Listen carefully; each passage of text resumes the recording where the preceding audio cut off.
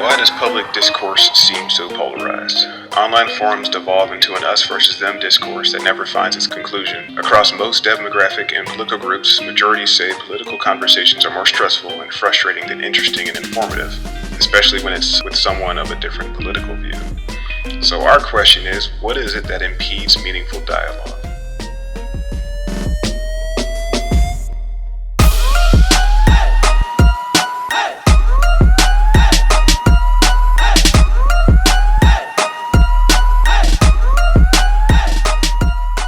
Why don't you tell me, what do you think it is that impedes meaningful dialogue? I think it has to do in part with we're just kind of like in our own spaces, in our own bubbles, whether it is in front of our computer screens or in our homes or wherever.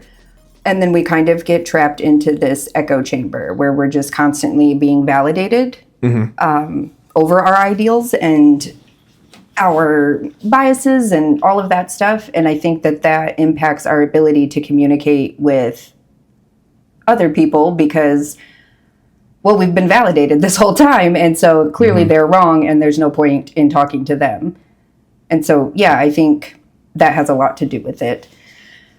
What do you think? I agree. And I think it all went wrong when political leaders began using Twitter as their means of spreading their word and things like that. Yeah. Tweeting out official mandates and things like that. Yeah, it was all downhill from there. But yeah, I agree. I think algorithms play a really big part of that, especially in today's world, because as you said, I mean, we as human beings, we have this confirmation bias, but the algorithms know that in this attention economy, they're programmed in a way that makes sure that we stay on the platform, that makes sure that we're constantly scrolling, we're constantly searching, we're constantly engaging with, even if we don't agree with the things that come up on our feeds. Yeah. And so with this conversation, I know we discussed this before we even began recording, but with this conversation is we want to offer two things from the world of sociology that we feel will help bridge the gap between people and, again, open up this bridge, this pathway to meaningful conversation. And one of those is the sociological imagination. You want to give a definition for that? Yeah, so the sociological imagination, developed by C. Wright Mills, is basically the intersections of biography and history within society. Okay. So, in other words, it is my personal private troubles in relation to public issues or the bigger context, the historical context, I guess you could say. So one example that I use pretty frequently is my dad losing his house in 2008. It was not because he, didn't go to work and didn't pull his bootstraps up and couldn't afford the mortgage. There was a housing crisis going on. There was the housing crash in 2008. So it shifted his personal private trouble into this bigger public issue because it's not just him dealing with it. Like, it's all of us. And so, yeah, I think that that's a good way to kind of look at it. Mills, in his writing, he gives an example about unemployment. So basically, if one person is unemployed, it's a private issue or a private trouble. But if there is a high unemployment rate within that location or county or whatever, then it's a public. Okay, so you have laid out the sociological imagination as the way an individual can see themselves, I guess, like on a grander stage. Is that it? Like just in relation to everyone else? Yeah, kind of in relation to those social structures. My individual biography in relation to those large overarching social structures. So yeah, so like it's like an understanding that you're an individual within a group of individuals who are within an even larger group of individuals, and we're just kind of going up in hierarchy and just seeing yourself within that hierarchy. That I don't want to say food chain because that's very negative connotation in this regard, but the same concept applies. And that makes a lot of sense, and that plays into our other Our other term that we're going to be talking about is intersectionality. Now, this is a concept that was coined back in 1989 by Kimberly Crenshaw. And the very basic book definition is intersectionality explains how race, gender, class, and other social categories, they're not isolated, but they're really interconnected, and they compound to create distinct forms of oppression or even privilege. So, for example, just imagine you're standing at an intersection. So I'll use myself for an example. So standing at an intersection, I have one road that goes into an intersection of my race, so African American. Another one, I'm a male. Another one, as the example you gave, I'm a father. Also a husband. Also, we can throw in my socioeconomic status. We can throw in my education status. We can throw in any number of things. And if it sounds confusing, if it sounds like it's a lot, that's because human beings are complicated individuals. We are a lot. And this is why we think this conversation is so important, because individuals are so, if they're so complicated, why do we try to apply such black and white thinking to human problems? And so what I want to do now is take those two concepts, the sociological imagination and the concept of intersectionality, and really combine those and really connect them to our listeners and to their lived experiences. Okay, so ultimately, before we even began recording, I had this feeling that maybe we're just telling people to think more critically. It sounds like what we're essentially teaching people is critical thinking, because that is what allows you to see the plights and the struggles and the experiences of someone else who you have no relation to. And so I guess let's riff on that then for a little bit. Yeah. Critical thinking. What is that? What is that? That's a good question. So to me, what has come through for me with that is I just ask a lot of questions. Even just assumptions that I have, or my way of seeing the world. I ask questions like, okay, so why do I think that? Where did that idea come from? Why do I believe the sky is blue when it is? But, question those things, and just to have a better understanding of those. Even with my kids, I'm like, please ask questions all of the time. You should ask why? Mm-hmm. Because if we don't, then settle for that status quo, right? Where we don't question anything, we just do what we're told and go about our days. Mm-hmm. And we can't think critically like that. The thing with critical thinking is it can be critical, and people don't like to be criticized, because then it means, well, we have to do something different. Mm-hmm. I think, like we were talking about it a little bit, the sociological imagination, I think, and that paired with intersectionality, it creates this kind of empathy that...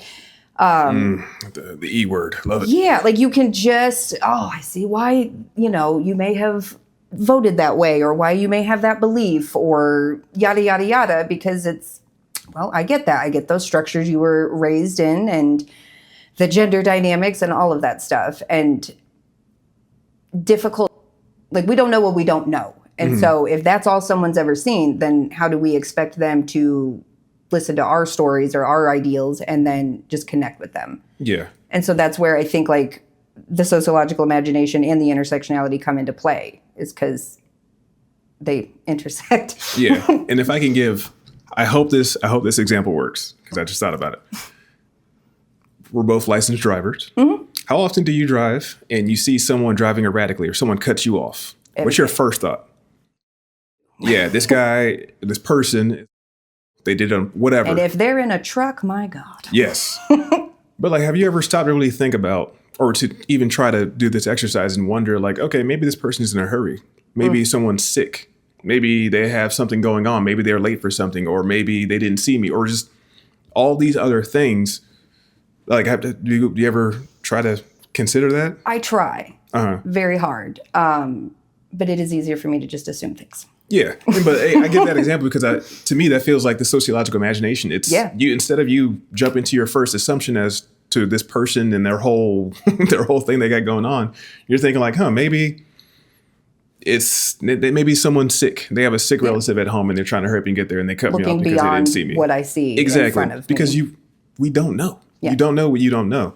And I don't know, I think it's an apt analogy, because the same thing applies in everyday discourse. When you see someone who has a different political affiliation from you, that's a super common thing today, is political polarization. And rarely do people stop to ask themselves, maybe why does someone vote the way they vote? Or why does someone feel the way they feel about a particular topic, even if I can't relate? I know that level of empathy or that level of understanding, not saying that you have to agree with someone, not saying that you have to even acknowledge per se or platform their ideology and things like that, but just being aware of it and seeing them as an individual with their own agency, yep, I think goes a long way with helping you develop your sociological imagination, but also helping you to not feel as polarized or as disconnected from your fellow human beings. And I would argue that if we could just sit down and just have more conversations like this and future, all of that, like, we will likely find out that we have something in common. Like, there is some goal or idea that we want to see. Like, there's something there that we can connect with one another over. And I think is part of the issue because, again, we're very isolated. We're very individualized. And we're a capitalist society, so it's very I, me, my. And that makes it difficult to look beyond like what is in our face or in our heads or our stereotypes or assumptions or whatever, because they've just been ingrained in us for all of time. So our call to action for folks, what do you think, and what should we ask our listeners? I think we need to ask our listeners. It seems very simple, but like it makes me think of like those who, what, where, when, why, and how questions like journalists will use and stuff, like, you know what I mean? But like it's very much like if somebody is telling me some sort of definitive statement or something, my immediate response is, well, who said that? And then, you know what, and like if there's a news article or something, right? It's like, okay, well, where'd they get their information from? Like, and it's like figuring out how to just simply ask who, what, where, when, why, how. Like, it's follow-up questions, I think, rather than just accepting an answer. And then it also goes into like questioning our own biases and like our own assumptions and stereotypes. And so hard to do. It is so hard to do. So hard to do. Doesn't that mean saying that I'm wrong? Right. Or I don't fully know. That part too. That's even more difficult, I think, just to admit that you don't know at all. Oof. But yeah, I have to agree. I think it's important to question things, to implore, as we're imploring our listeners to question more, do the same thing. And that's where critical thinking comes, and that's how you begin to develop your sociological imagination. That's where you begin to develop just a better understanding of people and of the world. And once you start there, then you can begin to, I don't know, form some kind of coalitions or form your little cliques or organize. Yeah. Well, community. The good old O word.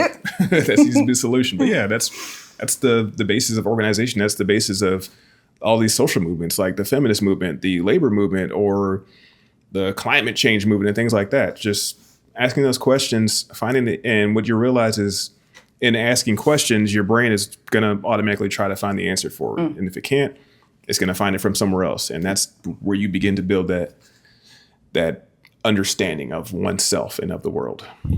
Yeah. And that was a very wordy way of saying to ask questions. Not at all. Yeah. This is the Connecting Sociology podcast. This is our space to engage with sociological concepts and connect them to our everyday life. In addition to our ramblings and laughs, we will provide research-backed commentary and hold space for other people from the sociological space.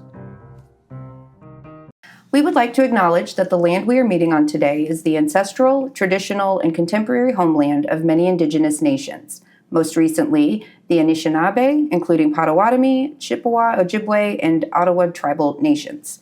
We acknowledge the painful history of genocide, forced relocation, and removal of many from this territory, and we honor and respect the many indigenous people, including those of the Three Fires Alliance, who are still connected to this land on which we gather.